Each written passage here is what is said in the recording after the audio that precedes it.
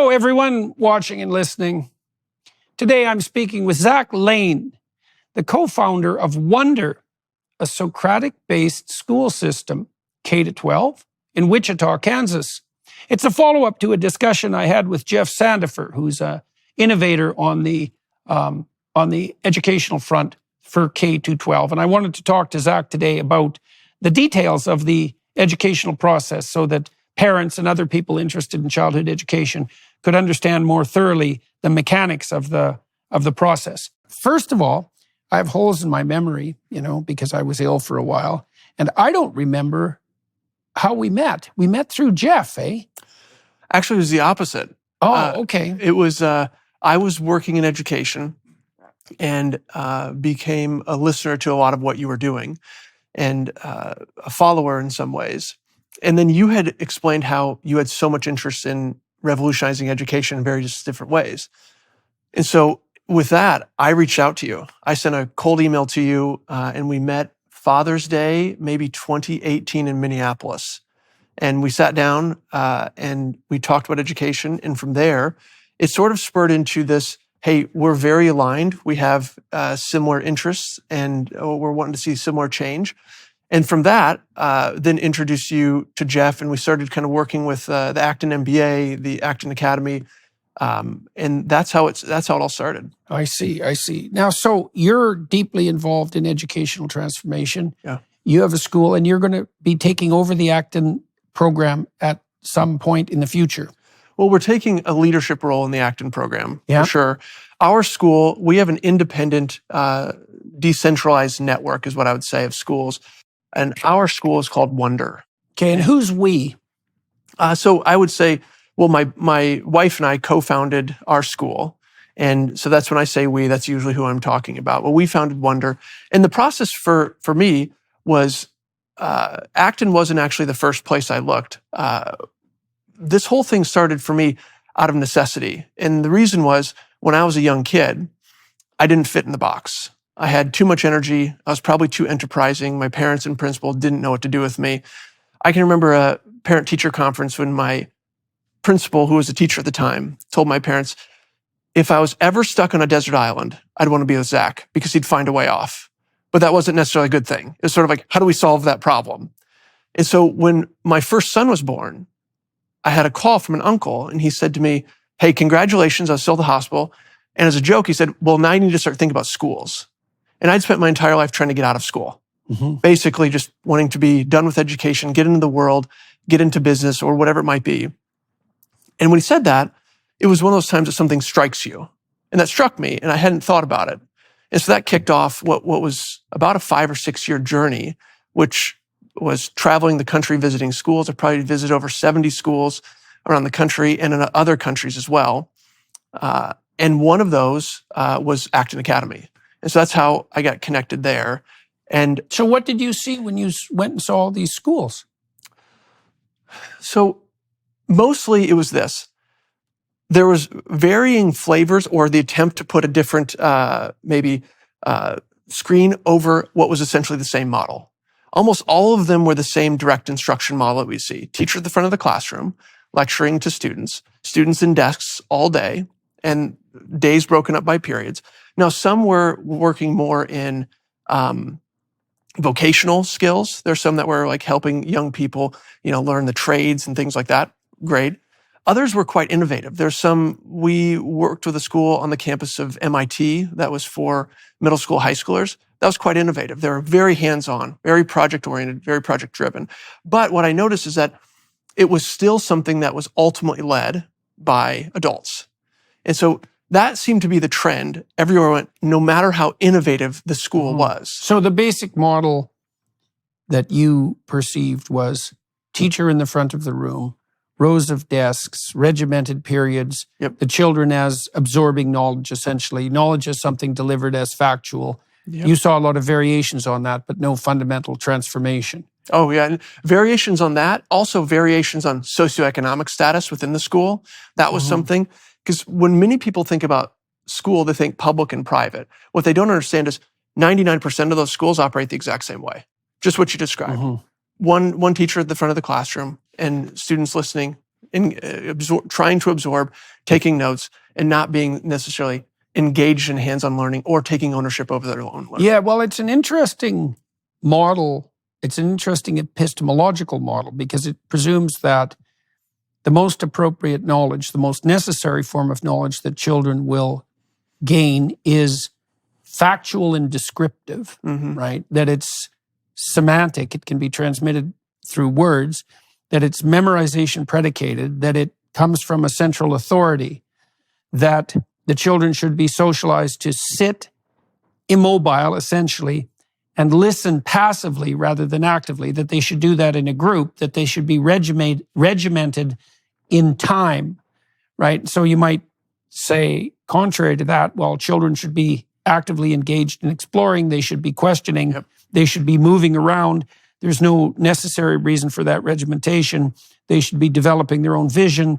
The enterprises could be project focused, and that education should be much more about the acquisition of skill rather than the acquisition of regurgitatable knowledge.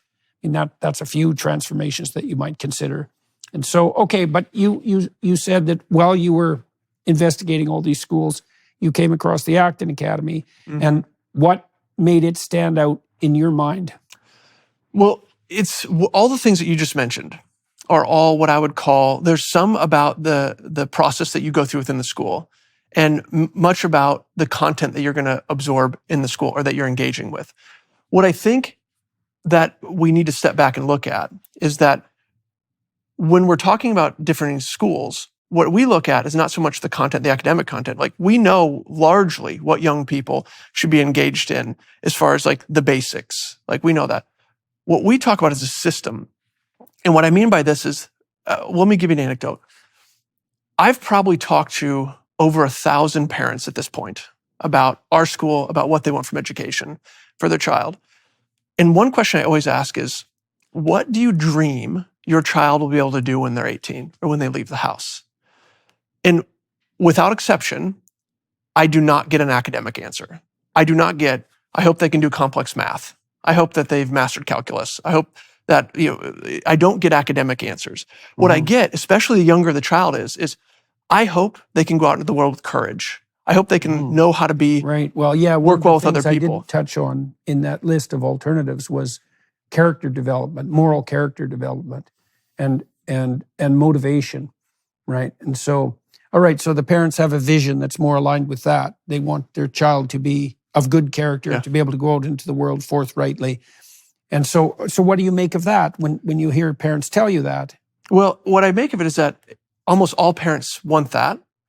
However, when you try to marry the idea of the traditional school with what I would say parents are actually asking for is agency. They want their child to have agency over their life, which is having the power and resources to fulfill their potential, something like that. And so when I look at the traditional model, you look at it's predicated on compliance. It's predicated on control, permission to speak, permission to move about, permission to work with others. What I say is those two things don't marry. You can't you can't put your child in a system like that and expect that they will fulfill this potential of agency within that, because those are some of the most formidable years of your life. You think 3 to 12, especially from the development of the brain, like you're learning what system you're within and how to operate within that system. And Jordan, it's actually quite a conundrum for people, especially with conservative beliefs, because we say, hey, this is what we want. We talk about it at home. We talk about agency and freedom and responsibility. And yet we send our children to a school that doesn't advocate for any of those. Yeah, well, I did some background research into the origin of the public school system, partly because I developed these programs, the self-authoring programs, and one of them is an exercise that helps people develop a vision for the future. And I implemented that with my university students first. And so it asks them to imagine their lives 5 years down the road. If they could have what they needed and wanted, assuming they were taking care of themselves properly, what might their life look like? They write about that for 15 minutes, and then they write about the hell they could produce around themselves in 5 years if they let their bad habits take the upper hand. And then they go through 7 major domains of their life and write out a vision and a strategy for that. So it's intimate relationship and family, friendship, career, resistance to temptations like alcohol and drug abuse, use of time outside of work, let's say productive and generous use of time outside of work, and care of themselves physically and mentally. We're going to add civic responsibility to that list. And so it's an attempt to help people derive, create a differentiated vision of what their life could be like and who they could be, and also to conceptualize themselves as the sort of person who can derive a vision.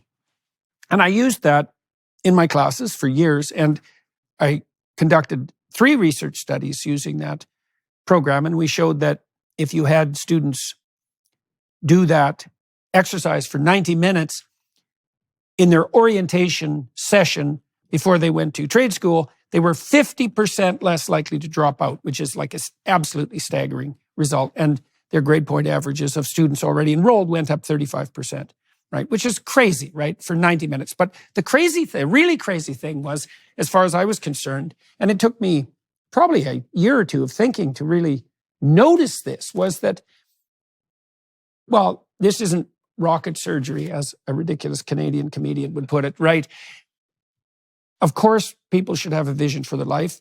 You talked about character development, moral developments, like, well, that's what parents want for their children. We would like our children, we would like those we love to be active, engaged, moral agents, aiming upward.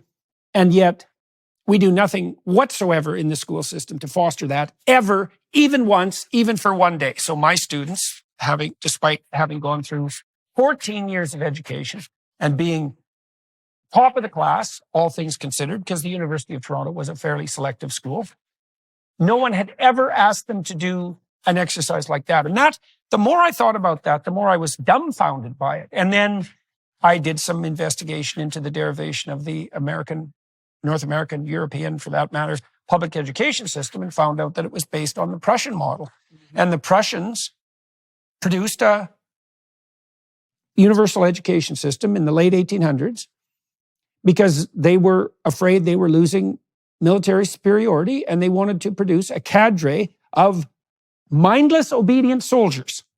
That was expressly the purpose. And then that model was adopted by prototypical fascists in the US, again in the late 1800s. This is before Mussolini and all of that time. Corporate types mostly, who wanted to produce cadres of obedient workers. And that's why the desks are in rows, and that's why there's factory bells, and that's why it's top-down leadership.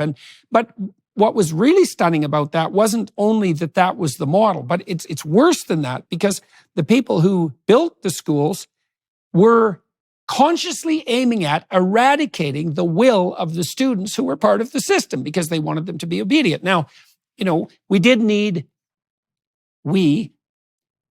there was a demand for factory workers at the time, and there were a lot of rural people flooding into the cities, and no one really knew what to do with the kids because they didn't have farm work. And there was some need for an education system, and there was some utility in producing people who knew how to abide by a clock and who could therefore take on factory jobs. But that as a model, especially now in the modern world where things change so quickly that you can hardly keep up and people have to be dynamic, and that sort of 9-to-5 lifetime factory work is maybe, well, it's a dream of the past in some ways, even though it might not have been that desirable to begin with. It certainly has nothing to do with the way people live now. But, well, the education system hasn't changed, except perhaps for the worst, in 150 years. It's just, it's absolutely jaw-dropping, that the fact that this is all the case. Okay, so you saw in the Acton schools, you saw a completely different model. And walk us through that. Like, I don't even understand what a school day would look like in a decentralized system. I went to London, I saw Kate Birbelsing's school, the Michaela School, and she's taken that teacher dominant, let's say, teacher authority, student listening model to its ultimate degree. I mean, she's very, very good at it. The teachers are handing out information at a rate that's absolutely staggering, and the kids are awake and listening. Although they're responding a lot, they have an opportunity to talk to each other that's structured, and they do a lot of responses to the teachers, so they're really engaged. And I can see that a model like that can work, right? There may be a variety of models that would work for kids, but your model is very different. And so what what would a child experience? What would a classroom? Do you have classrooms? What would a classroom look like? What would a typical classroom look like? What's the typical experience of a child in a school like yours? Yeah, so I think you have to start with understanding the role of the adult in the classroom. And when you understand that in today's age, with what we have, the tools we have available to us and the systems that we use, we do not have a need for an adult to be the transmitter of content knowledge to a child. In elementary, middle school, high school, we've proven that. We know that. It's been going on for over a decade. So at our school, young people are broken up into different ages. It's not a monoculture, which that exists nowhere in nature. You don't ever see a buffalo only with like one set of ages roaming the plains. So we have varying studios that somewhat line up with what you say like lower elementary, upper elementary. Some of this comes as well from an understanding of what Maria Montessori has done and did. And a lot of that has withstood the test of time. And really quickly to digress for a second, what you mentioned about 1894, the Gang of Nine got together, I think it was, and decided this is what people should learn. Physics, biology, chemistry, and this is how they should learn. And that largely has not changed at all. But it's important to know, at that same time, there was a debate being waged about how young people should be educated. Some of these models, like Montessori, even the first idea of kindergarten, things like that, those came out of those similar times. But this one took root and took hold because it had maybe utility in the moment, but has stayed largely unchanged. And that's, I don't think anybody could argue that's not to the detriment of the generations that have come before. One of the things I hear often is, well, I went to a school like this and I turned out fine. Well, first of all, no, you probably didn't. Yes, and is it the thing that we're doing to say we want to institutionalize the limit of potential, of reaching potential? It's not did you do fine, it's what could you have done if people knew, saw, and understood the gifts and abilities that you could bring to the world. So if you're in our school, you'll see a school that's not run by adults. So how many students about? So we could have one studio, say elementary studio that has maybe 30 learners and one adult. And that's a good thing. The more adults that get into the classroom, we say, the worse the experience gets. And that's for kids how old, that ratio? That's about 6.5 to around 11. Okay, so you have 30 kids from 6.5 to 11 in one room. Yep. And there's one adult in there. Yes. Okay, what's the adult doing? So the adult is what we call a Socratic facilitator. So they're operating in an inquiry-based fashion. Primarily what they do is we launch every day with a Socratic discussion. And that's where we put young people in the shoes of a hero, facing a tough decision or dilemma. And then we provide two choices, A-B choices, or maybe more, that are opposed, very opposed to each other. But both could be seen as equally acceptable answers. And then that facilitator, their job is to allow the young people to engage in a discussion and a debate. We do this for 15 minutes every morning. And that's how things start. That's how every day launches that way. It launches intentionally, which is, I think, something we can talk about too, is that a bell ringing to start a day is not an intentional launch. Right, it's a forced launch. Yes, and so with us, what we do is we say, hey, we're here. Maybe the studio's facing something like there's a lack of respect or something like that, or they're upcoming to a exhibition that we hold. I'll talk about those. And it's like crunch time. So we'll put them in the shoes of a hero, usually a real hero from history that faced a similar situation with high stakes, discuss and debate. And then there's two sides to the argument. Oh yes, there's always two sides to the argument. And all the kids from 6.5 to 11 participate. Absolutely. Yeah, in my graduate seminar, what I used to do, as I learned how to run seminars rather than lecturing, because I like to lecture, and that worked well for me, I would assign a paper to students. They would read it in class, because often they wouldn't read it. They'd say they read it, but they wouldn't have. So they'd read it in class. And then we would derive alternative standpoints from the paper, two opposing viewpoints. And I would assign a viewpoint to one group of four, another group of four. It was usually 16 kids in the class. The other two groups would evaluate and grade and provide feedback. And then we'd go around the room. And I assigned it arbitrarily. And the goal was to form a group of four and to lay out your argument and then to conduct something approximating a debate with the other team. And it was really useful for the students. It was engaging for them. And they had a chance to lay out their argument and to make it publicly and to learn how to speak publicly, but also to learn that because the sides, so to speak, were assigned arbitrarily, they learned how to understand that there was many things to be said on multiple sides of an argument, right? And then to really put that in place. And that was a very effective model. And so you're doing something like that in the first 15 minutes. First 15 minutes every day. And these are... Why is that the first thing the kids do? Well, I think, one, it's an intentional way to start the day, but I think you have to back up and understand that, something I like to say to parents is that, look, young people are embedded in a story, in a narrative. They wake up every day in a story. And so we, as parents, and I think as adults, we should just be very thankful we get to be a part of this story. It's so much fun to be a part of the story. And so when we talk about entering into our school, there's this idea in game making about the magic circle. The magic circle is essentially you enter a place, and when you enter that place, the world changes. It's that world. And so our world at the school, we are heavily embedded in stories and narratives. The hero's journey is something that really is tagging and cataloging the way we operate the school, that you're a young person on a journey to find your calling and change the world. And that's a true calling on your life. And the world needs something of you. And so what we're doing in these Socratic discussions is really embedding them in story because, can I digress here just for a second? Hey, digress away. So we talk about the idea of building character or a moral education. And I think that's somewhat of a misnomer because, number one, parents are the primary people that should be helping to impart a moral education on children. And what role does a school have? So it's actually very interesting. If you look at the work of Martin Buber, he talked about in his essay, The Education of Character.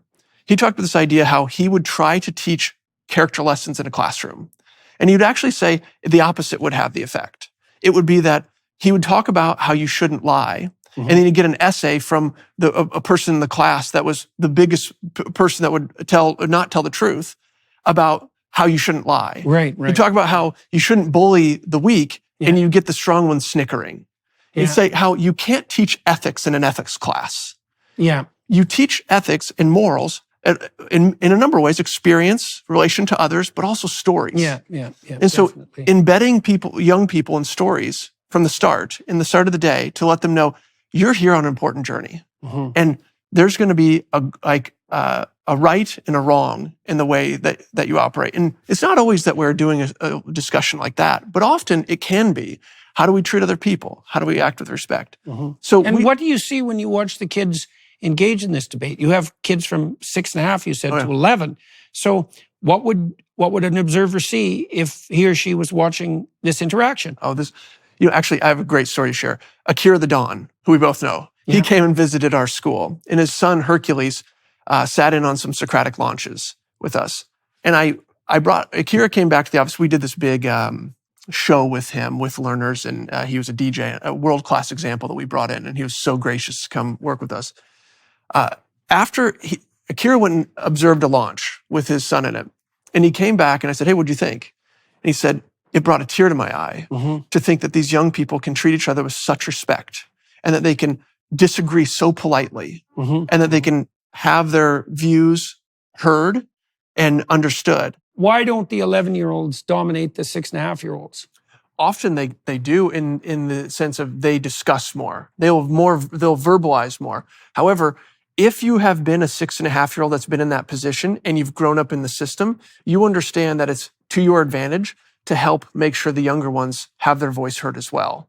And so what you'll see if you observe a Socratic discussion at Wonder is, one, we start off with a polarizing topic about two different choices that is embedding them in a story. But we follow what's called the rules of just conduct. And those rules of just conduct are how do we operate in a Socratic discussion? So the discussion leader might say, hey, which rule of just conduct do we want to focus on today? And it might be listening with our whole body. So it's like, and then they'll hold each other accountable throughout the discussion to say, hey, remember we promised to listen with our whole body. What does that mean?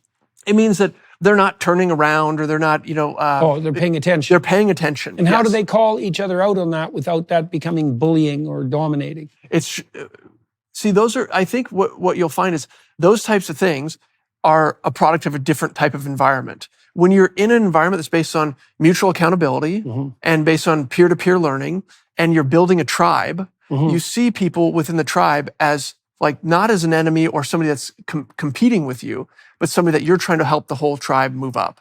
And that's what we do see. Now, I tell parents all the time, hey, when you have a child that's 6.5 or 7 just entering into the elementary environment, and they're in a Socratic discussion, they're absorbers. They're observing and absorbing information. It's one of the best ways they learn how to interact in one of those discussions by watching a 10-year-old or 11-year-old in those discussions.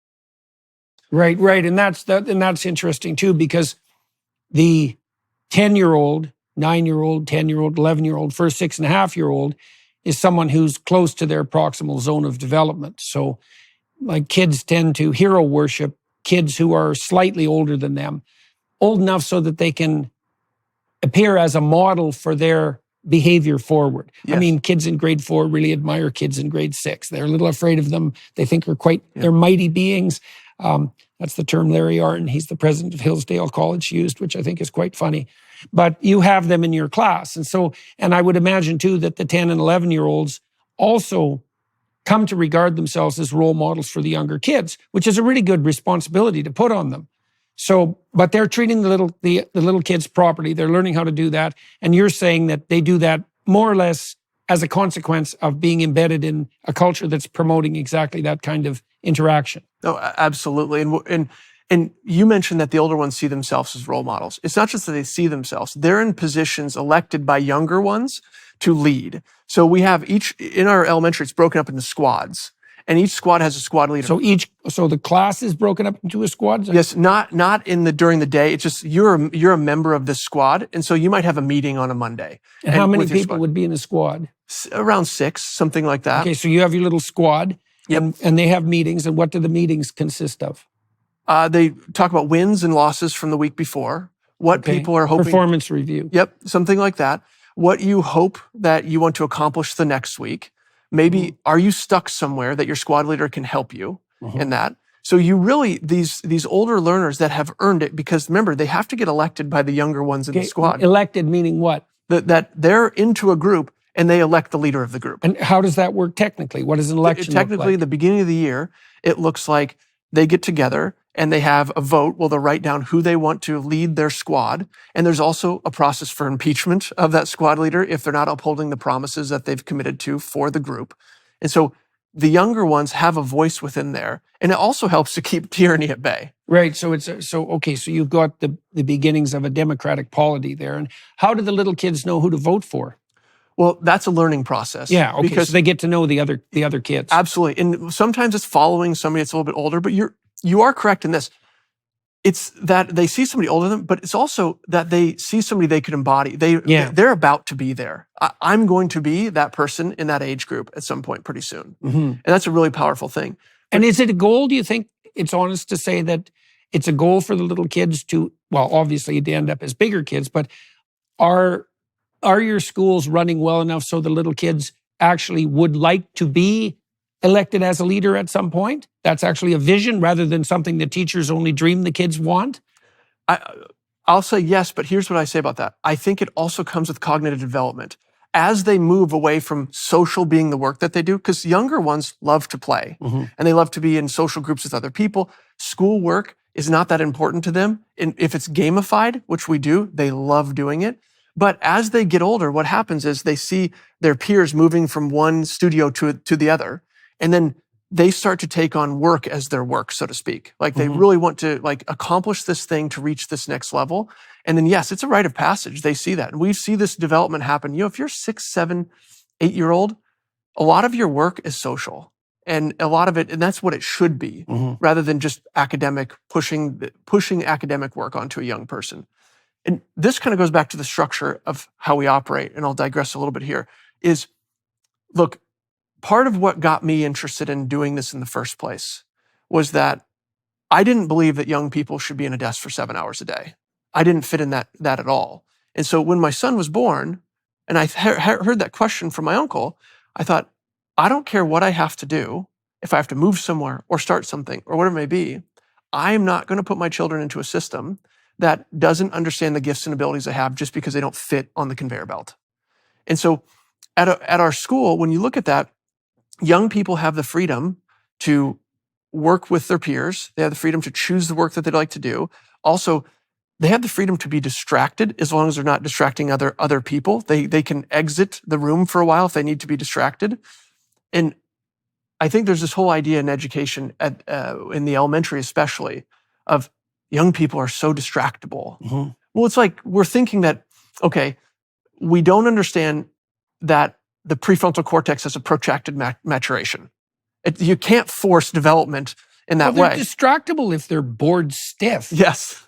Kids can concentrate on something for a very long period of time if they're interested in it. Absolutely. So the distractibility, and this is the case for human beings more generally, is if you see a pronounced trend across a number of people, the first thing to presume is there's something situational driving it rather than something temperamental. Yeah. And so you might say, well, little kids are distractible. Maybe it's because they're bored to death in the conventional classroom. And I would say that's particularly true of active boys.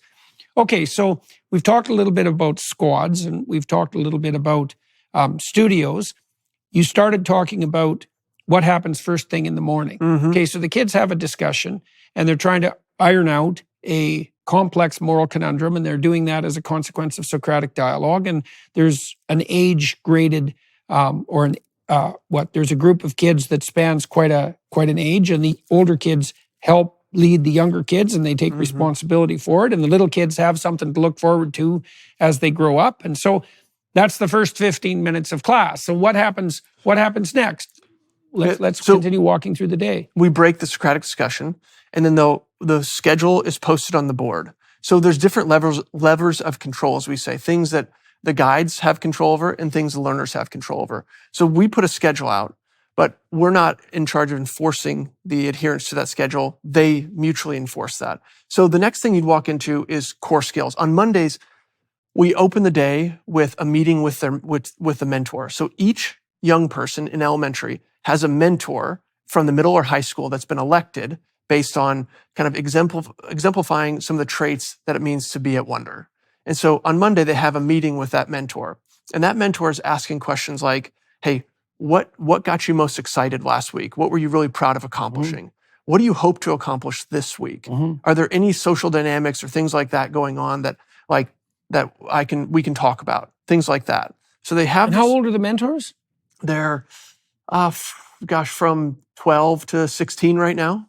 Mm-hmm. So they're pretty young, old enough to do this, but pretty young. And your experience is that they do a credible job at that? They do an incredible job at that. It's that, one, they use a system. So they've gotten together, as we've put this mentor program together, they've gotten together to say, what are the questions we should ask? Like what they've got together. Yes, they've got together to figure this out. They'll run those things by us, but unless we see some glaring issue, which we don't, because even if we saw an issue, we'd like them to test it and come to that determination on their own. Right, yeah. So then they'll meet with the mentor on Monday. And one-on-one? One-on-one. Mm-hmm. And then they break after that mentor meeting. How long is the meeting? It's usually 10 to 15 minutes. That's it. Okay, and they do that once every week with the mentor? Every week. And it's setting your eyes to the horizon. What are you here to accomplish? What would you like to do this week? And I often tell parents that goal setting is an interesting thing because at age 7, the proper time horizon for a goal is likely this afternoon. Yeah, right. What am I? Yeah, well, that's worth driving home. Is that the younger the kid, the shorter the future time horizon. Yes, right. And then we watch this move up when you're entering middle school. They can accurately plan their entire year. What do I want to accomplish in reading, writing, math, quests, things like that for the year? Mm-hmm. And it starts. Your kids can do that. Yes, it starts because we start instituting this idea of, hey, we're here to accomplish something. And what is that thing we'd like to accomplish? And the mentors really. I wonder how tight the relationship is between prefrontal cortical maturation and length of time horizon. I bet it's pretty tight. Yeah. It's complex, right, to calculate yourself across a expanding horizon of time. And it means the replacement of motivation based on basic motivational states like hunger and thirst and temperature regulation, desire for play, all of that, which are impulsive motivations. It's the replacement of that with a higher order vision where all those competing demands are integrated, right? Integrated across time. That parallels the movement from, say, subcortical dominance to cortical dominance, something like that. So you guys are facilitating that. Okay, so they meet with their mentors, and well, now we're an hour into the day. What happens next? Maybe 30 minutes into the day, but maybe 30 minutes. Yes. So next they go into their core skills work. And this core skills work is, we use adaptive platforms like for math. You could use Khan Academy, Beast Academy, something like that. We're reading. What's Beast Academy? It's a similar program to Khan Academy. It just functions in it a little bit. Who set that up? I'm not sure who set up Beast Academy. Okay. But the point there is that some learners like using Khan. Other learners like using Beast. Okay, and they're adaptive. What does that mean? It means that as you get into them, they can see where are you struggling, what areas you're struggling with, and they'll serve you more of those types of problems. And also, like with Khan Academy, and I say this to parents often, I don't know that there's anybody that's had a larger impact on math in the world than Sal Khan. Yeah, right. Yeah. You want to walk through that a little bit? Well, I think there's 50 million active users, and maybe that's an old statistic, but he's essentially built a platform to allow for the complete self-direction of math learning. Yeah, that's such a good deal. It's unbelievable. Yeah. And each problem that you get, there's a video related to how to solve it with Sal Khan talking about how to work through a problem like this. Yeah. And I tell people, well, you can pause that person and you can rewind that person. Right. I mean, the dynamic is so much different than a traditional classroom in that way. Mm-hmm. And one thing I hear from people is that a lot of elite private schools are actually assigning Khan Academy as homework. And I say, well, it's only a matter of time before we see the actual redundancy there. Right. It's like, no kidding. And so you might do Khan Academy or Beast. There's Reflex Math, and there's different math programs. Yeah. We have it that when you're doing a unit test, for instance, to check proficiency, whatever platform you do your practice on, you check out on Khan. And so there's a way to make use that as your standardized indicator. Correct. Yeah. And so how do you think your students are doing on the mathematical front? I guess you know this. Yes. How are they doing on the mathematical front? Well, I'd say overall they're doing quite well. Now, it's varying, right? Because at the younger ages, we don't operate anything that would equate to a kindergarten, college preparatory environment. I say our goals for our elementary studio are very simple, and they're two things: love learning and learn to get along with other people. Mm-hmm. Master those, love coming to school every day, and learn how to work well in a tight-knit tribe with other people. Mm-hmm. And so the reason we say that is if you took the whole corpus of elementary school work, of what needs to be accomplished, it's actually not that much work, relatively speaking, if you're at the right developmental age. So you can spend time learning the important work of how do I get into flow, or how do I find something I love, how do I remove distractions, things like that. You can spend that time, and we have systems to help with this, and still be fully on track, so to speak, with doing core skills work. Mm-hmm. Mm-hmm. So, do you have any idea how your students at any given age are performing, let's say in the mathematical realm, because that's quite easy to quantify, compared to students in a typical public school environment? Yeah. Well, here's what I say. We don't talk about this much just because, at Wonder, we do one standardized test a year. Uh-huh. And it usually starts around age 9, something like that. And we give no administrative support for it. We don't tell anybody it's happening. They show up one day, doing a test. Yeah. For our data that we see for the elementary age, it's around 2.5 grade levels above where they should be. Okay. Are your kids selected on the basis of income or IQ? Neither. We do have tuition. However, we really try to, when it comes to selection, it's much more for the younger ages based on, do the parents understand what type of school we are? Are they wanting to go on a journey that has triumphs and hardships? Mm-hmm. Do they really understand what they're getting into? Do you think that you have reasonable coverage across the socioeconomic spectrum, or are you tilted more towards middle class and upward? Well, I would say that I think any school that charges tuition is likely tilted a bit more towards middle class. Yeah. However, we have people that are social workers, journeyman carpenters.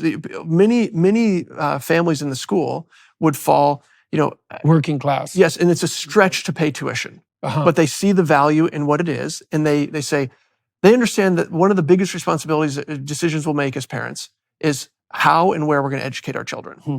And once you understand that, once you see it, you sort of can't unsee it. Yeah. And it's sort of like, I've had parents say to me, I don't care if I need to take a second job. Right. I will find a way to pay the tuition. Right. How much is the tuition? Our tuition is $10,000 a year over 10 months. So it's roughly $1,000 a month. Mm-hmm. And does that actually cover your expenses?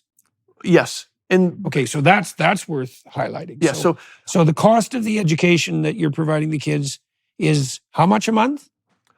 The tuition is around $10,000 per month. Yeah. Right there. We give a few per year, per 10 months. Sorry, $10,000 per year. Yes. Okay. So you know that in the New York State, the average cost per student per year is $39,000. Yes. Right. So you can do it for a quarter of that. I think that we could actually do it for around, our projection right now is that our all-in cost when we're fully enrolled, about 130 learners, will be about $4,500 a year per learner. Hmm. That's it would be interesting, the metric you need from a measurement perspective, because you are selecting your students to some degree based on parental interest in education and their ability to pay. So you're going to be tilting things somewhat up the IQ and socioeconomic scale and probably tilting it up the conscientiousness scale a priori. The real metric would be how fast your students are learning compared to comparable students in a public school system. Very difficult metric to establish. Yes. So I'm not being skeptical of this. It's just, very interesting to derive performance measures, and that's a difficult thing to do. So, well, and I would say there might be a difference in thinking, especially in elementary school for us, in that if you took a learner from our school at maybe 7 or 8 years old and tried to map them with an elite college preparatory school, you might find that our learner is behind on certain areas compared to theirs. Yeah. That's not a bad thing. Mm-hmm. It's because children need to be allowed time to be children, and they're not machines to absorb information. Yeah. Well, that's also that's a problem with measurement. Is like if your only measurement rubric is standardized testing, which is generally the only reliable and valid objective measure, there are things that are important that you're not measuring that are hard to measure. So, for example, it would be very useful to measure maturity if you could figure out how to measure it, or if you could measure pro-social behavior. You can do that using teacher ratings of pro-social behavior, for example, peer ratings. So you could derive that, but then you'd need a standardized sample of the same ratings from other schools to compare yourself with, and the probability that you'd be able to derive that is pretty much zero.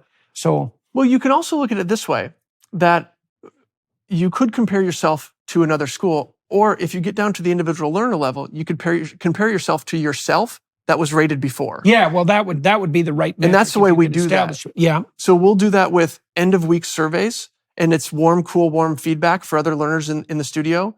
End of session 360 surveys where you're rating people. Oh yeah, so you're using you're using peer ratings. Absolutely, and those are posted publicly.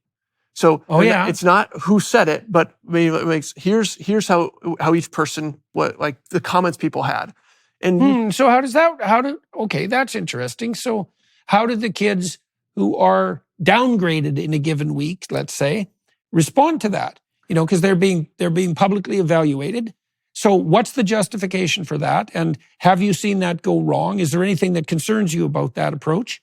Well, I think if you first start by understanding that we spend a lot of time building the tribe, so in general, people are polite and respectful towards each other, but they might say that, let's take my son, for instance, Hudson was distracting me numerous times this week. Okay, if that's one thing on the survey that he was distracting, and these are the types of things that you'll see. We don't see malicious, comments or something like that. We see, hey, no trolls. Yes, we don't have troll-free environment. Yes, troll-free environment. We don't see things like that. We see Hudson was distracting me this week from this, and if that comes up one time, that could be noise. Yeah. But if Hudson is going through and he sees 4 times people mentioned how he was distracting them, then it's like looking at that and saying a reflection point. It's like, hey, I'm distracting. It's useful tribal feedback. Very useful tribal feedback. Yeah. And we put in time using Socratic dialogue and examples of how to give feedback. Like, let me give a quick example of feedback. So when we first started the school about half a decade ago, we had a number of learners that came in from traditional school. And maybe they were 10, 11, somewhere in there. And our school year is broken into sessions. They're 4 to 6 weeks long. They have a quest that's like, we put them in a simulation, or they're solving a big problem or something like it. Could be architecture, future of farming. They're doing the American Revolution. And those are the afternoons every day. I'll get to that. But Okay. and at the end of that quest, there's a public exhibition. And the public exhibition is parents, grandparents, family members coming in, and you're on stage, and this starts roughly at age 7, where you're presenting in front of all these people. Do you make sure the kids speak loudly enough so everyone in the audience can hear? We audience feedback has made that happen. Yes. Good. We actually had a parent offer to buy. I used to go to my kids' presentations at their elementary school. There'd be all these kids on stage, and they were all mumbling so quietly that people, even in the first row of the gymnasium, couldn't hear a damn word they were saying. And everybody in the bloody gym was supposed to sit there for 2 hours pretending that this was acceptable. And while the kids on the stage were pretending to talk, and the teachers were pretending to evaluate. Yes. Yeah. Painful, to say the least. I had a parent in school, Jamie. He that was happening, and he said, "I'll buy you a small PA system for this room." And we bought it, but that was solved. So yes, they get on stage, they speak, we record that, and then on Friday. So that happens on the last Thursday of a session. On Friday, they get into a circle, a Socratic discussion, and they give each other warm feedback on how they did. What's something you did well? What's something you could improve? What's another thing you did well? The learners that first came in from traditional schools called that Friday Cry Day, because it was so hard to hear feedback. And when you come from an environment where basically there's only 2 grades anymore, there's A and not A. That's basically what there is now. When you come from that environment and you hear you didn't do perfect or didn't do exactly well, I just failed.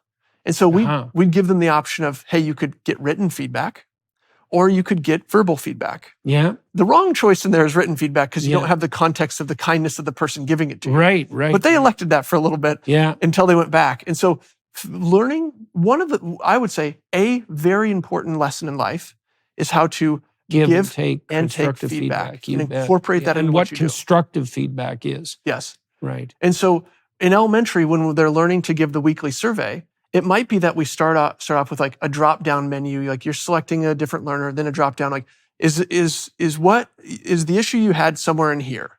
And it's like a pre-written, hey, Hudson was distracting today. I'm sorry, Hudson.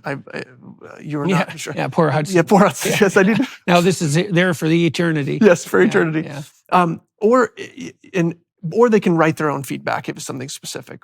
So that starts at a very young age, this idea of tribal reinforcement.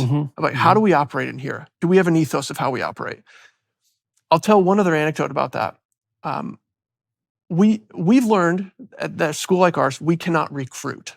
We can't go out and say, hey, would you come to our school? The reason is you have to be looking for what we're offering. You have to believe young people. I think that's true almost whenever you do anything with anyone. It's so much better to have someone come looking than to go sell. Yes, exactly. Yeah. I made what I would consider maybe a mistake, saying I met these learners and I thought, gosh, their parents were amazing. I thought they'd do a great job. We invited them to apply to the school. And that was a hard lesson I learned. But one of the most important lessons there was that these learners came in, and I often say there's 2 behaviors we can't incorporate as a school. One would be a blatant disrespect for other people. Another would be manipulation or lying. So that's antisocial behavior. Yes, and I don't mean that you get into a conflict. We have conflicts arise all the time, and I'll talk about how we resolve those. But these learners came in the school, and for various reasons, they were highly disrespectful, things like that. Yeah. The tribe came to me in my office one day, and it's usually the older girls. They really value order, and I think for some reason what we see is a lot of the older girls take leadership roles somewhat younger than some of the younger boys would. And they came to my office and they said, hey, look, here's all the things we've tried. Here's what's going on. Yeah. They just don't understand. We don't do those things here. Right. And I said, guys, what you're saying is that there's a way that we do things here. That's an ethos. We have something that defines us. First off, that's amazing. Like, how amazing is it that we have that? Yeah. And second, we troubleshooted different ways that we could solve this. Ultimately, the learners weren't a fit for the school. Well, one thing that's worth knowing on that front, by the way, is that if antisocial proclivities are not rectified by the age of 4, they're virtually impossible to rectify after that, no matter what you do, right? Antisocial behavior proclivities are more stable than IQ. And psychologists have tried everything you can possibly imagine to rectify antisocial behavior proclivities with either zero or negative success. Right. So your observation that if you have kids who are tilted in the overtly troublemaking direction, and that would be associated, say, with that overt disrespect for others, the probability that you're going to be able to do anything about that is extraordinarily low. Yes. Right. It's one of the most dismal fragments, aspects of the clinical psychology literature, because psychologists have thrown everything they had at the remediation of antisocial behavior. The only, and with no effect, the only exception I've ever seen to that is the work of someone named Dan Olweus, who went on an anti-bullying campaign in the Scandinavian countries and managed that quite effectively. But he did that really through a cultural transformation of the schools, rather than a focus on the individual behavior of any given students. So anyways, all right, so let's go back to the days. So we've gone through the Socratic dialogue, we've gone through the meetings with the mentors, and I think that's pretty much where we stopped in terms of progressing through an actual day. And then you are going into what we call self-directed core skills. Oh yeah, we talked about the Khan Academy a bit there too. And so you're going to self-directed core skills. And now I think the important thing to understand about a school like ours, and this is where what I mentioned earlier is so important, is the system is so much different. And our school is largely ran by systems and recipes that we hand off to learners. So for instance, people would say, well, you're saying that the guide doesn't have the traditional role in the classroom, that they are not there for telling learners what to do. How do you get learners to do work? And so, well, number one, if something's gamified and it's fun, they want to do it. And they actually really enjoy doing it. So even something that's gamified like Khan Academy or some of these other platforms, it's enjoyable for them to do. And it's enjoyable for them to watch their progress moving up. And I think it's a progress towards the goal that really gets them, maybe it's dopamine or something like that, that it triggers. But also within the school, you think of the school as like being embedded in a game, we have what are called freedom levels. And so within the studio, you have the ability to earn your freedom solely by the work that you do. It's not subjective. It's you earn this. A guide cannot take this away from you. And so, for instance, say you move up 1% in Khan Academy in your grade level. And the grade level is based on where are you at right now? And you'll make goals towards where do you want to be. Well, you move up 1%, you earn 20 points. So this is the game. If you earn 300 points within a week, the next week, you're at the highest freedom level. It means that next week, you get to choose what you work on, when you work on it, and where you work on it. Within sort of like life. Yes, very much so. And so, but also, if you say, hey, if you're distracted for a week, something like that, you're getting less work done. You might be on freedom level 1, and that would look like, hey, you have a desk, and there's what you do, what the schedule would look like on the board. And what we find is that 80 to 90% of the learners are on freedom level 2 or 3. They want the additional freedom. It's enough of an incentive just to say, I have the agency over my time in the day. I know the steps I need to take to get it. They've agreed and helped develop this system. It's been a part of what they've done. And so it's how you incentivize, maybe work or hard work. But the true answer, especially the younger you are, is that gamification of work is enough. You have fun game to play. And I often ask people, talk to people if they say, hey, the studio is getting a bit disorderly. It happens. I would ask, well, what's wrong with the game that we're setting up? How can we make the game more fun to play? And so that's core skills. Okay, so if I objected, well, life isn't going to be fun. So how do you know you're not setting up a micro environment for children that isn't representative of the macro environment to which they'll have to adapt? I mean, I enjoy the descriptions of the programs that you're putting forward, and I would love to believe that was all true without any reservation. But I'm trying to allow myself as many skeptical thoughts as I can possibly manage, and I am curious about this. I mean, I know that Khan Academy has had a lot of success in their mathematics training, and I know they use a gamified approach, but what that really is a carefully designed system of incentives rewards that actually match the motivational structure of the learners. Mhm. You could call that gamified, but it's actually just adapted properly for learning. Mhm. But do you feel that you are preparing the kids for the realities of the real world, and what evidence do you have that might actually be the case? When you say realities of the real world, can you be specific on that? Like what? Well, that's a good objection, actually. Well, let's say that 40% of your graduates after high school go and get just an ordinary job, a construction job, a job in a restaurant, a job in a local store, a job. Are they going to be fit for those positions given the experiences that they've had in your school? Well, I think we're maybe prematurely asking the question, and here's why I say that. Elementary is very different than middle, which is very different than high school. So there is a progression upwards.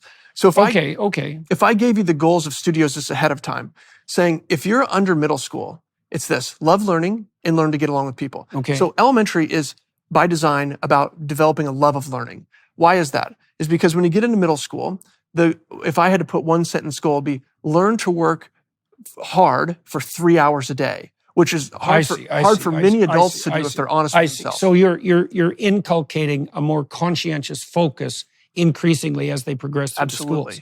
All right. Okay. Well, that's a very good answer. All right. And so you've built that in where it's developmentally appropriate. You said your goal is, actual on-task work for 3 hours a day. Flow. You're right. You can have a wonderful life if you can work focused on one thing for 3 hours a day. Yes. Yeah, and that's actually a very, very high level of attainment to manage that. Yes, and they do it in middle school. And I'll talk about how and why. But yes, the design of elementary school is more exploration, love of learning, social, learning to get along with other people. And I'll give you an example of that and this applies to the real world and success in the real world. At a normal school, if you find that you have maybe a continuous conflict with another learner, maybe at a large school, one of the most common things is they'll separate those learners in different classrooms. Yeah. But that's not what you can do in life, is that every time you have a conflict with somebody or a big conflict, that you're going to just remove that person from your life. Yeah. Well, it also doesn't necessarily eliminate the conflict, right? It doesn't. It actually maybe does the opposite, reinforcing the negative behavior. Yeah. And so at Wonder, what happens is, if you have a conflict with another learner, either learner can call a conflict resolution session. And you can have a 30-minute cool down period if emotions are high. Yeah. They'll do what happens is they will find a mentor, what we call peacemaker from the middle school or high school, somebody that's earned their chops, so to speak, helping to make peace in the school. And they sit across from each other at a 3-foot table with the mentor on the side, and the mentor has a formal conflict resolution sheet. These happen 2-3 times a day. Because conflicts happen in society. That's just the way it is. And so the mentor will read off, and it starts like this. Why are we here? We're here because heroes solve problems. They don't run from problems. And then it goes into what you would consider like a speaker-listener exercise. Each person gets a chance to be heard, have it repeated back to them, and vice versa. They negotiate a bit in there. And at the end of it is, what's one concrete item the other person could do to make this situation better moving forward? That's very good. Yeah. And that takes negotiation, by the way. Absolutely. That is negotiation. Yes, because maybe something you propose the other person could do wouldn't be something they think they actually can do. Yeah. But Jordan, we see this happen with 6.5-year-olds that are learning to get their voice. They'll call a conflict resolution on somebody that's older than them. And they know that one of these mentors in the middle school or high school are going to give them a fair shake. And they get to have their voice heard. Sometimes it's an intimidating set of circumstances. But one of the most fulfilling things you can see in a situation like that is a young person learning to know that if they can voice how they're feeling properly, that they can be heard and issues in their life can be addressed. Well, and you're moving the kids towards reconciliation. Absolutely. Which is, conflict is inevitable and reconciliation is possible, but it has to be negotiated. And so the strategy that you laid forward there is very wise. Yes. Okay, so back now. So the kids are concentrating on exercises like Khan Academy. That's on the mathematics front. What else are they learning in elementary school? Deep books. They're going into deep books, badge books. And so it's part of the reading. So they'll be selecting books to read that are that they can earn a badge for. So how do they learn to read? So you usually in the younger studio, so we have a Montessori studio that starts before this. That's where they generally learn to read.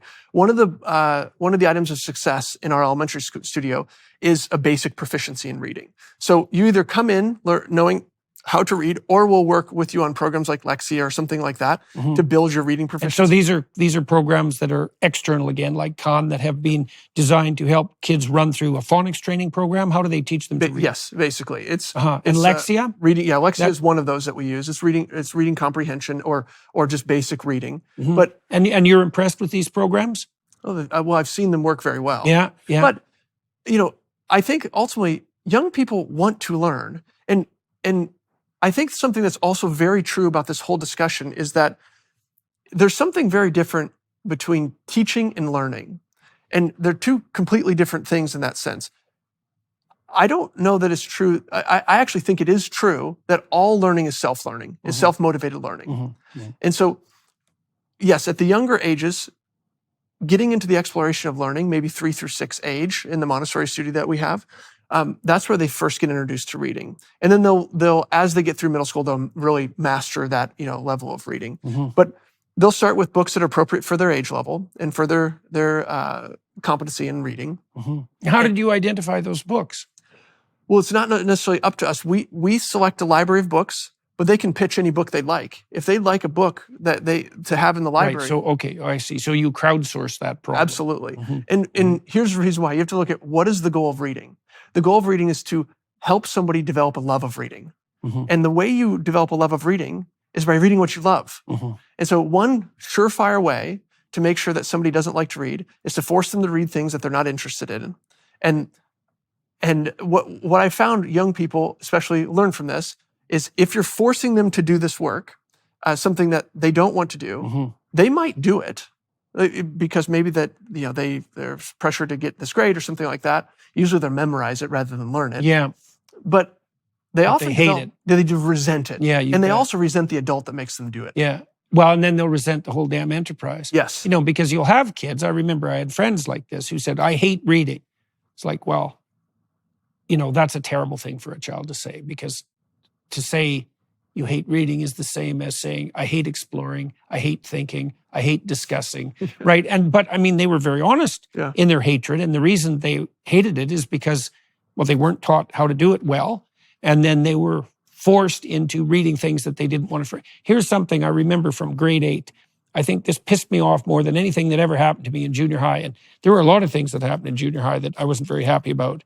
And this was probably the top of the list. So I was a very fast reader as a kid.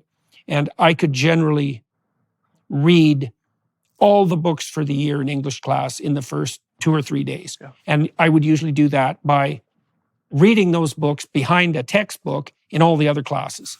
And so I remember telling my teacher, 3 days into the bloody English course, that I had read all the books. And her answer was, read them again. And I thought, that's really a bad answer, because what I just announced to you was that I already did all the work for the year this week.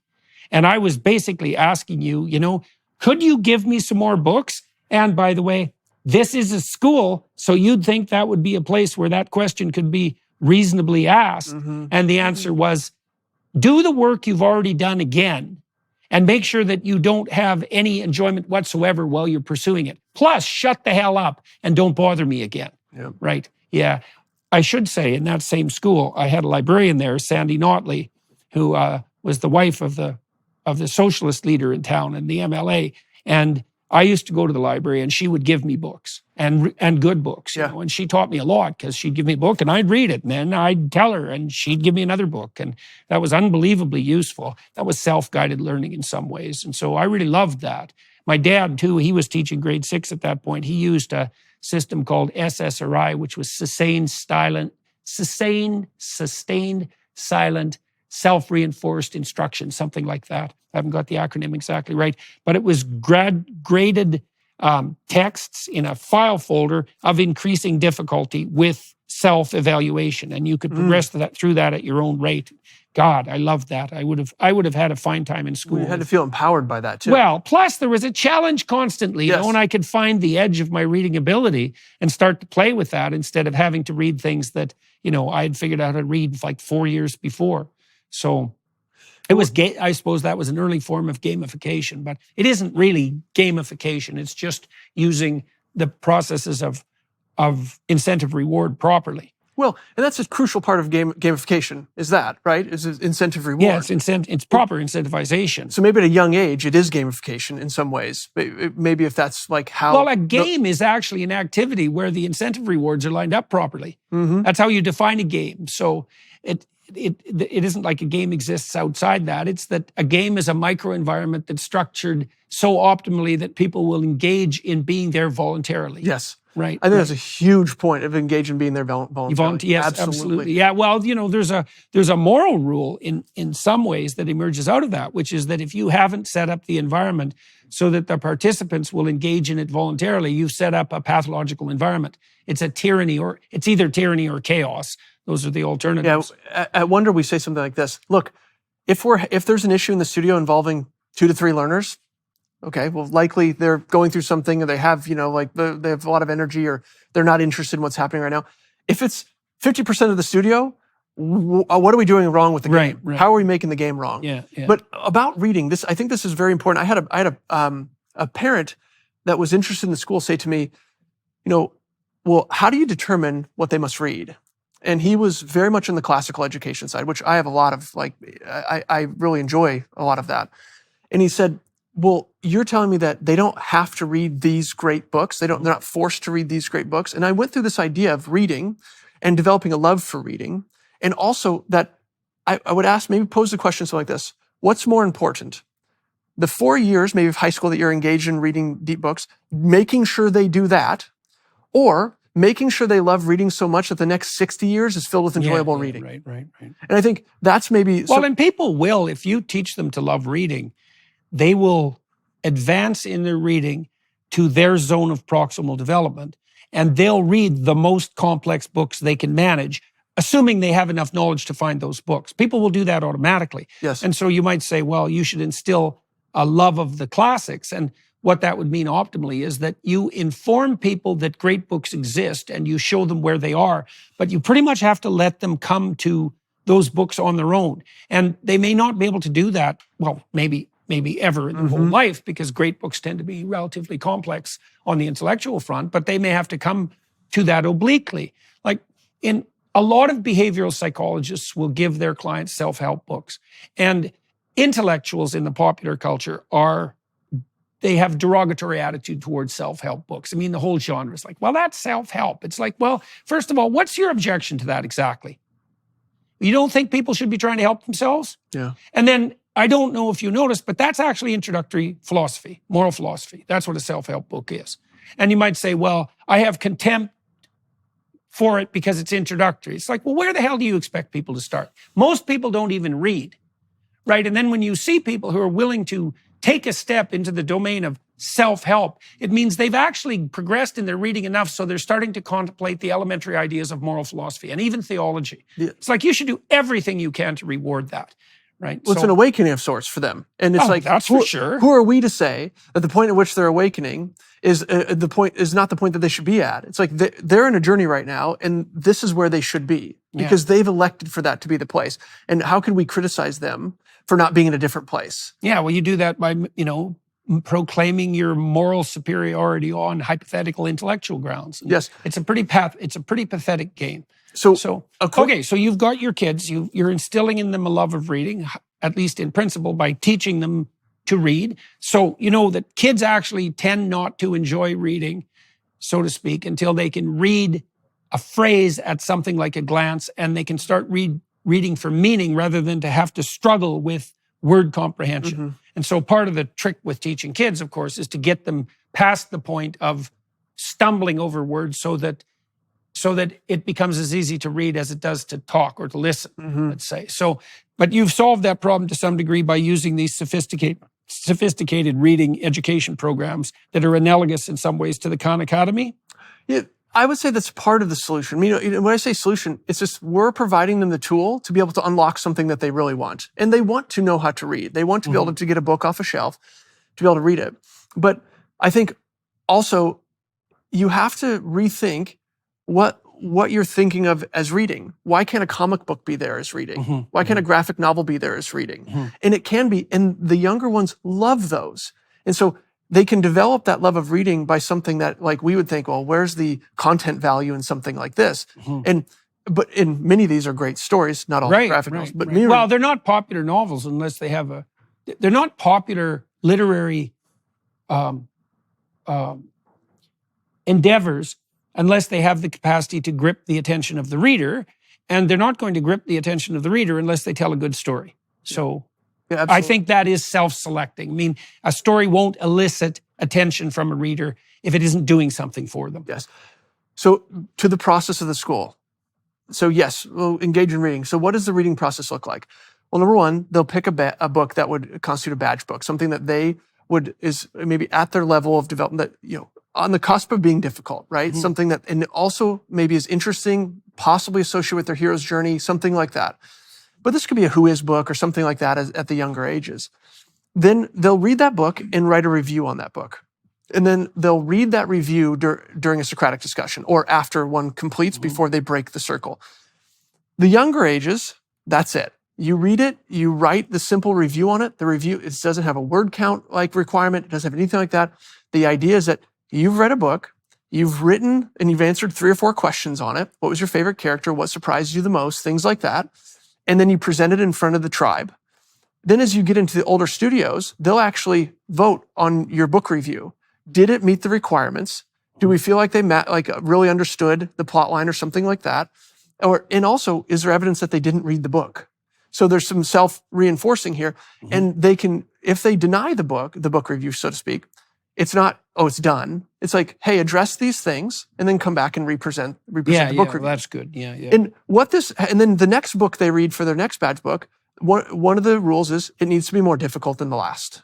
So maybe they're not ready to do a badge book review for a while again because they're still working on reading proficiency. They have a goal of the book they want to do next, but they're not quite there yet. And so they're striving for something there. But what this tiers up to, if you look at, I'll give you a quick story about what I walked into on the middle school one day. And mind you, this is all from this system of not forcing reading, working to make reading fun. And so I walked into the middle school one day, and it was during a time in the schedule called Drop Everything and Read. And so it's just, they're all reading. I saw 3 girls and 1 boy sitting, and we have kind of like it looks like a shared workspace, something comfy like this. They're sitting in different chairs reading. And the books that I saw them reading were Atlas Shrugged, The Boys Who Challenged Hitler, The Da Vinci Code, and Unbroken. And this is all from without us saying you need to read any of these books. This is from them going to the shelf. And when you get in middle school, a deep book is a book that's won an award or changed the world in some way. And that's like kind of how you pitch a book that you'd like to be a deep book. And so by giving them options and selection, they wanted to challenge themselves and they wanted to read about like heroic stories. And that's just something that when I walk in and see something like that, I'm thinking like, yes, this is the way this should be. That they're moving up in this progression of excellence or maybe proficiency or something like that. And they're voluntarily choosing to go into these deep stories. All right, so back, how much more content should we cover, content process with regard to elementary school? Well, I think one thing I failed to mention at the beginning is our year is couched in what I call a badge plan. And so a badge plan is at the beginning of the year, after a couple weeks being in the studio, because we really make the first session. Remember, our years are 4 to 6 week sessions, and we take at least a week break. So we take a 4 to 6 week session.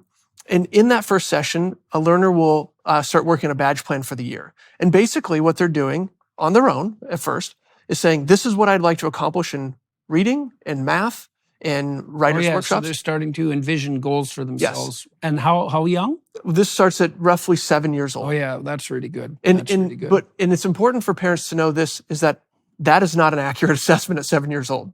It requires like feedback. Because say, hey, I'd like to accomplish 4 grade levels of math this year. Well, that's a great ambition, but what they'll get is then feedback from a guide and from parents on saying, hey, do we think these are SMART goals? And we really use that rubric, that they're specific, measurable. But what I really like to focus on— What is a SMART goal? Go through specific, measurable, attainable, relevant, and time-bound. Yeah, okay. So, okay, and we're okay, great. we So start they with, have a rubric of evaluation for their vision, and yes, that's also peer evaluated. absolutely. And that gives the Yeah, peer yeah, something to that's evaluate. great. That's Hey, great. this is really specific that you want to accomplish 3 grade levels of math this year, but is it attainable? Yeah, And they'll walk through like what that could look like. So at the beginning of the year, they set out a badge plan. That badge plan is a signature's put on it by the student, a signature's put on it by the guide once they go over it and say it's filled with SMART goals, yeah. and then parents. And that Right, essentially like there's a sets the little stage. contract. Yes. Mhm. And that's another thing we need to talk about a little bit is contracts within the studio. But Yeah. that is one of them that then they have a document that says, here's what we've all agreed I'm doing this year.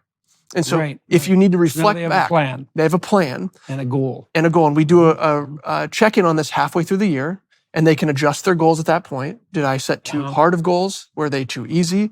Mhm, Did I mhm. get all my badge books done right away because I was so focused on the love of reading that I have with Harry Potter or something like that?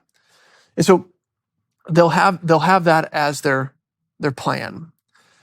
And then at the end of the year, they'll check in on that plan. How did I do? And that is not a graded process. It's an iterative process to get better and better at making goals that you can attain. Yeah, well, right. It's also a great way of inculcating what the process of coming to self-knowledge, but also accurate self-knowledge. You know, we tend to think, especially in our idiot culture, that people are transparent to themselves. I can define who I am. And that's simply not true because you're too complex to be transparent to yourself. And so you're going to have all sorts of delusional ideas, some negative and some too positive, about who you are and what you're capable of. And part of the way you modify that so you come to a realistic appraisal of yourself is by smacking yourself up against the world and succeeding or failing, but also by encountering other people who go, yeah, I don't think so, or who pat you on the back and say, Absolutely. good job, right? And so by having kids develop an unrealistic vision to begin with, which is what's going to happen with young kids, because what the hell do they know? And then by modifying that with peer evaluation and guide evaluation, you're also helping the children come to a much more Yes. precise and accurate understanding of who they are and how they can foster their own development. Absolutely. That's really nice to have that inculcated so young. Okay, so the kids have a contract and they develop a goal, and the peers give them feedback, their teacher, their guide, their parents. So they're coming to more accurate self-evaluation. Let's turn our attention to middle school and high school. We've concentrated a fair bit in elementary, and that's fine. So lay out the situation in middle school for me. Yeah. And I think just briefly, something I'd say about the reason I think there's a big focus in elementary school is that most schools in the United States get preschool, kindergarten right. Don't take it too seriously, have a lot of fun, explore the basics, be social. When you get into elementary school, it's like there's a switch that flips. It says, hey, college is coming, school's not fun, homework is here. And so I think what Wonder does is we're able to take that period of childhood and allow it to still be childhood. But there comes a time when you need to start to move up. And that's why we say elementary, love learning, get along with other people. In middle school, work truly hard for at least 3 hours a day in flow. But, and then I'll add high school there too. Have a tested and vetted idea of what you'd like to do with your life. And so let me back integrate into that. Yeah. With it, in elementary or in middle school, you are doing far more. I would say you're still doing Socratic launches every day. You have the kind of core work that you're working And what's on. the age range for your middle school? It's 11 to 13, somewhere in that range. And Okay. it's a bit fluid because in a normal school, the constant is how long you can take to do some work. The variable is how proficient you are at it. In our school with mastery, the constant is we work for mastery. The variable is how long it takes you to get that done. And so if it takes you a few months or whatever extra, do that, that's okay. And it works within the system. So they have a similar structure where they're doing morning core skills work, afternoon quests. It's very much built on challenges that are delivered from a guide to the learners.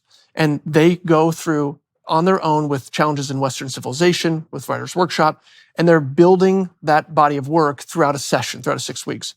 The key, if I look broadly at middle school and high school, the key is that, and this is maybe a thought about a protest against delayed maturation, is that if you look at some people that we really respect in the world, like Da Vinci, you could look at Carnegie, these people start apprenticing at age 12 and 13. They were in the real world, getting real world experience at age 12 and 13. And Michelangelo. And so there's no reason that young people today aren't capable of the same thing. And so one of the defining characteristics of our middle school, as you're working on hard work, and remember, mind you, we have, if done properly at our school, there's no homework at any point throughout the school. This is all done within the time frames that we have at school. The progress. How long are your school days? Roughly 9 to 3:30. Okay, so standard school day. Yes. Yeah. And so what you'll start in middle school is your apprenticeship process. So you're starting to constrain that. You're saying it's exploration in elementary. As you get into middle school, you're really starting to hone in. Right. So you can work 3 hours. And so this is also the unanswer to the question that I posed earlier, which is how do you make sure that this is aligned with the real world? Yes. And part of your answer is, well, we put kids out in the real world. They're in the real world starting at 11. So starting at 11, you'll get your first apprenticeship. And that apprenticeship starts like this. And this is something I think is so important, is that, one, guides and parents don't secure apprenticeships for our learners. The learners do. We help them with recipes for it. And here's like what a recipe would be. Number one, what do you love? Take things that you've learned in the world, experiences you've had in elementary school where you explored through all these quests that we do in the afternoon. Take all of that and develop a list of 10 heroes that you have based on something that you would love to do. You'd love to learn more about. Maybe it's videography. Say in elementary, we did this quest on videography. I loved it. In middle school, you'll take that. You'll find heroes in that field locally. You'll take those 10 heroes, narrow it down to 3. And then from those 3 heroes, you go through a process of finding their email address. And this is local. Yeah, it can be otherwise. You can do it otherwise. That's probably more what somebody might do in high school. But to start with, those are these local. I'll give some examples of these too, because they're very powerful. You have heroes, you narrow it down, you find their email address. You have to write an email that will get opened first, which is not always easy for busy people. Yeah. Number 2, in that email, you have to make the case for how they've inspired you. Like, what work have you done to research this person? What do you know about them? And then how can you explain? So you're teaching them how to do a really high quality job application. Absolutely. And if you get one of these, it's like, I've gotten one from a learner in the middle school unexpectedly who wanted to start a school like ours. That's her journey in life. And I read it and I was like, there's just no way I could like turn this down. There's just no way I couldn't do it. But so they're writing an email, 1 that will get open, 2 in that email, they're requesting a 5-minute phone call. In that 5-minute phone call, they're requesting a 10-minute in-person meeting. Right. And in that in-person, very sneaky. Yes, in that in-person meeting, they're requesting a 6-week apprenticeship. But it's all very genuine, meaning it's like saying, this is a person that's inspired me in my life. This is something that I want. I have specific things I want to learn from them. And so a couple examples of that. In our school, we now have high school. Our oldest age is 16 right now, just because we grow with the learners that are at the older ages. We don't enroll into high school. You really need to start at the lower ages and work up. You could probably guess why. Yeah. Have you tried it? Yes. And what's been your experience? They're too cynical? No, what it's happens? Usually a lack of self-motivation. You come into an environment where no adult is telling you what to do every day. And so you've been in an environment where everybody's been telling you all the time. And this is what I tell people about the role of our guide, is that the reason our guides don't answer questions like they do is that in life, there's not somebody standing over your shoulder all the time giving you answer to things. But the information's at your fingertips if you know how to properly utilize it and you're motivated to do so. And we know this. Kids are doing this every day. Right. They're not doing it for their schoolwork because it's not interesting or fun to them, but they're doing it for the things that they're passionate about in the world on YouTube and things like that. So for one example, we have a young girl in the school, and her grandfather is somebody that works with the wrongfully accused. And at a young age, that took hold of her, and she's very inspired by that. So at age 11, maybe 12, right in there, she decided she wanted to be an attorney potentially. And so she did this whole process. And she's went through this process now for 3 years, I believe, where she's validated this idea that, yes, this is what I want to do, which, by the way, one of the most important takeaways from apprenticeship you could probably have is that I don't want to do this thing that I thought I did. Definitely. We've got stories about that too. But she's done that. And now at age 15, she's participated in jury selections, depositions, these things. She's on the way to be doing the work that somebody that is graduated from college is just starting to do. Right. She's doing that work. Right. And One other example. What sort of feedback are you getting about her from the people she's been apprenticing to? Well, I would say that I have a quick anecdote about that. One of the girls that is in this studio as well, she wanted to intern apprentice at this pet store. She wants to work with animals in a zoo and things like that. She was too young to be hired as an apprentice, but they said, "Hey, we'll let you shadow." Mm-hmm. And so she went into shadow, and it was just their personal policy that she couldn't be hired until this age, a certain age. Mm-hmm. She went and did that, and after that next year, they said, "We were so impressed by the work that you did that we've changed our policy so that you can come work here." Mm.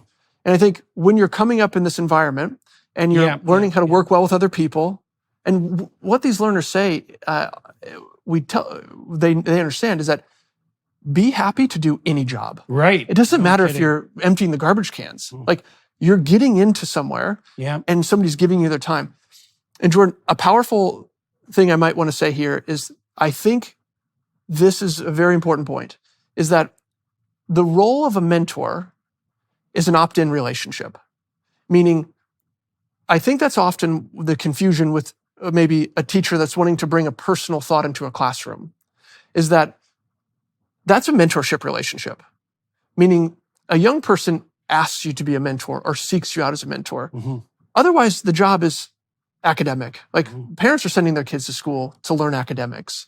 And I think that's what's so powerful, is they're electing their mentors here. Mm-hmm. So the last thing I'll mention about apprenticeships, because mind you, they start at 11 and they'll go all the way through high school. And there's a process for this. But the last thing I'll mention is that we had one girl that was, and I'm mentioning girls here, we also have boys that have done great apprenticeships as well. She thought, for sure, I want to be a veterinarian. And she, at 11, interned with a veterinarian, is a surgeon. She loves horses, loves animals. The first sign of the surgery room and blood, couldn't handle it, almost lost it, so to speak. And that was an amazing learning for her at a young age, because when might you learn that otherwise if maybe it's after undergraduate school or something like that. Right. And so she knows, I still want to work with animals. I love them, but this direction isn't the precise direction. Right. What an amazing learning. Right. Yeah. So that's how we look at apprenticeships in the school. They start at age 11. So you're still doing your core skills type of work, still moving up in badge or deep books. You're doing chemistry, physics, biology, much more intentionally, I would say. So you're doing like medical biology and chemistry, and we're making it very, very relatable. And then in high school, this is where it really kind of everything comes together. So you have a love of learning. You know how to work well with other people. You have the habits of hard work. And now, what is it? It's you've in middle school, you've also tested this idea in the world. You've gone out in the world, do things. And so what happens in high school is what we call the next great adventure.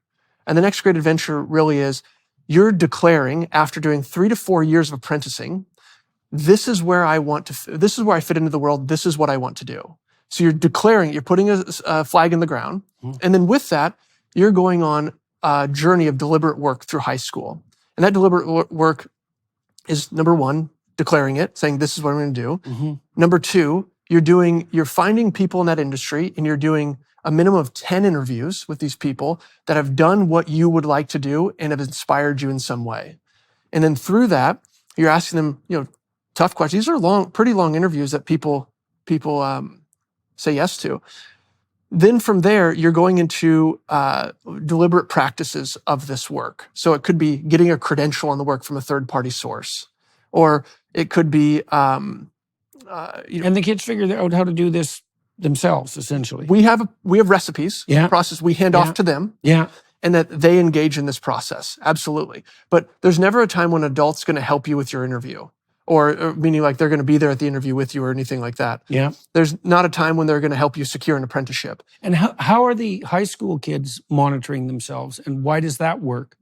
Explain to me. Well, we walked through the elementary school situation where there were kids from 6.5 to 11 participating.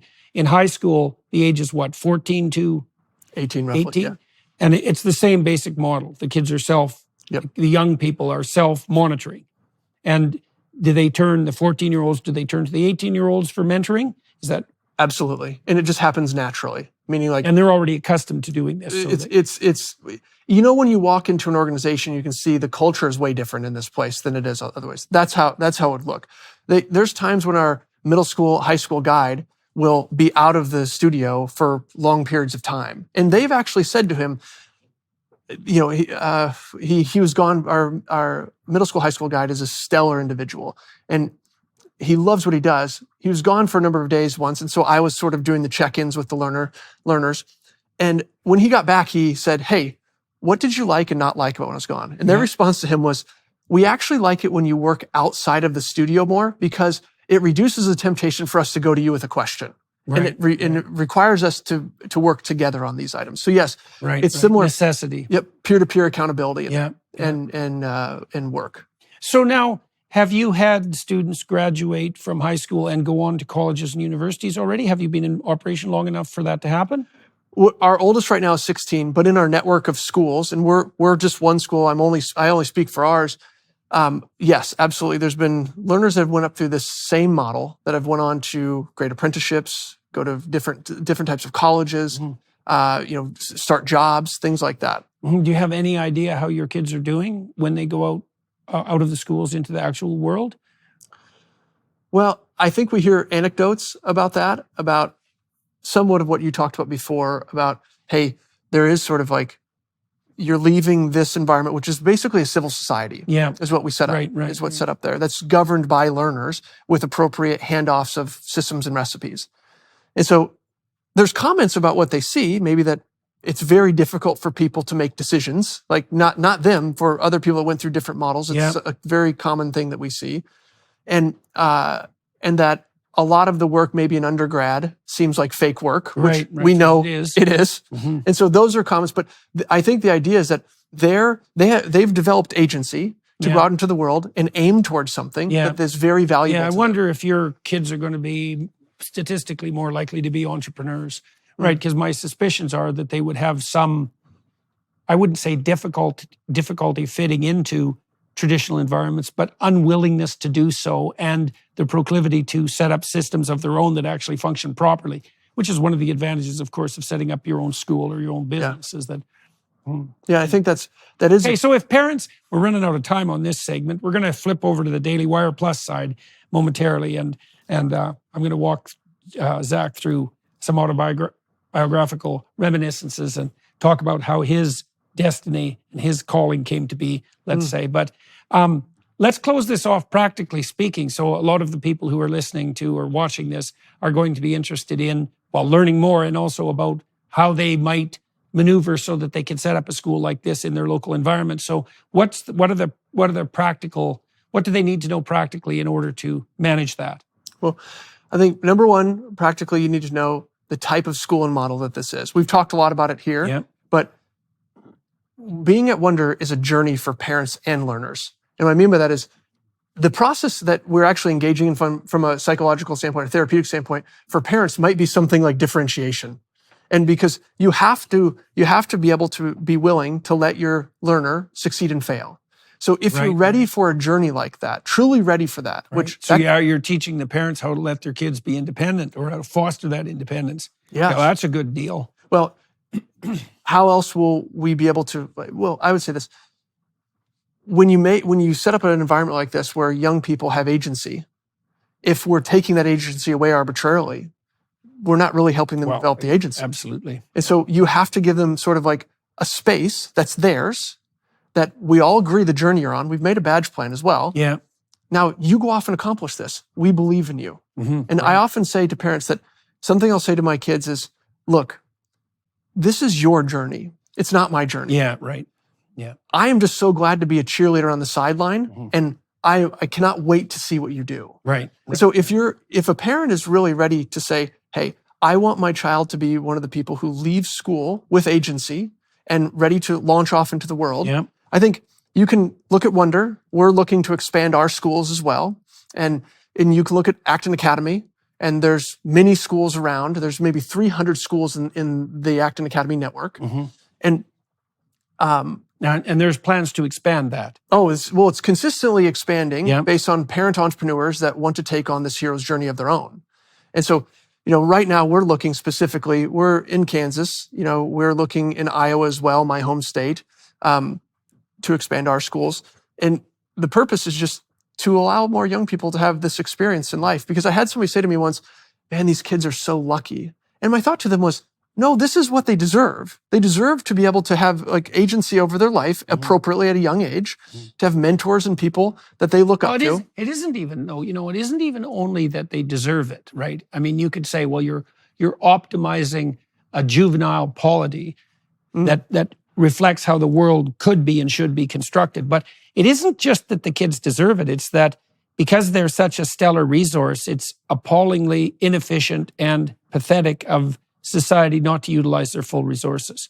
And so because, one of the things you made mention of early in our conversation was that, each person has something to offer in the world that's unique, and people are unique. I mean, we're all human, but each of us has something about him or her that's not ever going to be replicated.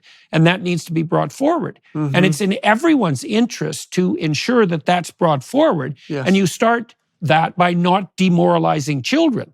Right, so there's a social interest here too that isn't merely limited to the individual. I think parents maybe don't understand how deep that extent goes, and I'll just real quickly give this example. Imagine you have an 8-year-old that's just starting to write, and they're starting to write stories, and they bring you this little book that they've written. Yeah. The appropriate response to that is, "Wow." Yeah. Like, was this? Here's what you did well. Yes. Here's what you could improve on. Boy, Yes. it's great you've done that. Yes. The appropriate response is, "Wow. How hard was this for you to do? Looks like you worked really hard on this." Yeah. What we all have a tendency to do is say, "Hey, but did you notice you spelled this word wrong?" Right. And there's nothing that's more demoralizing to an 8-year-old that's just accomplished something that they're proud of than to hear how they didn't do it right. Yeah. And so I would just say, for parents that have this belief, want this for their children, there's schools out there like Action Academy, Wonder, and the idea of where can they go? We can put the links and so Yes. forth in the description of the video, but where can they go to find out more information? So to find out more information about Wonder, our website is daringtowonder.com. Daringtowonder.com. And can I tell you a quick story about where that came from? Sure. G.K. Chesterton. I read something from him long ago in his essay on authority and education. And he said this. He said that even back then, one of the biggest problems that he saw was that the newest ideas were being taught to the youngest people, meaning that they hadn't been vetted. These ideas hadn't been vetted, but they're somehow making their way into the school. And he said that's the exact opposite. The oldest ideas should be the first things taught. And he said true education is to believe something so confidently, to know so confidently that's true, that you would dare to tell it to a child. I just thought, thinking about what's happening in the world today, and how like the new ideas are infiltrating quickly without being vetted. Yeah. Just going back to this idea of that you would know something so truthfully that you would dare to tell it to a child. I think that's the appropriate guiding principle. Well, that's a really good place to end, and it's a very good time to end. So I guess what we'll do is end. I'm going to thank you, everyone who's watching and listening, for your time and attention. And I've been fascinated by what the Acton Academy and other sophisticated, advanced, and forward-aiming schools have been doing. And I'm going to do an interview at some point with Kate Burblesing about her approach in the UK, which is quite radically different than your approach. And I was struck immensely by the success of her school. It's a much more formalized system of learning, but as I said, there isn't necessarily only one way to solve a complex problem. And it's not like she's not teaching her students to be autonomous, because she's definitely teaching them to be autonomous. So that element is very much shared. Well, thank you very much for coming and talking in more detail about what the schools are doing. For those of you who are watching, you might, if you like this and you're interested in, you might also want to check out the discussion I had with Jeff Sandifer, which was more abstract in some ways. This part of the reason Zach and I wanted to talk was to fill in the anecdotal details and to describe in some more detail what was actually happening on the ground in the schools. And so, I think that was very useful and also very interesting. I'd like to come down at one point and, spend a couple of days watching your school just to see, because I'd like to see exactly what's going on for myself. I also think that would be very fun. So maybe we'll do something like that in the future. That'd be a good thing to plan. And so, Your website again? daringtowonder.com. Yeah, and the Acton Academy website for further information? actonacademy.org. actonacademy.org. All right. Well, thank you for everyone for watching and listening. I'm going to flip over to the Daily Wire Plus side. You can consider joining us there if you want to hear more about the background of Zach's life, for example, and to discover with us what motivated him to pursue the path that he pursued, which is kind of what I do on the Daily Wire Plus side. You might want to consider giving them some support because, well, if you like this sort of discussion, they're the ones facilitating it, and that's real good of them. Thanks to the film crew here in Toronto today, and Zach for making the trip up here. That's very much appreciated. Thank you. And thank you all very much for your time and attention. See you soon.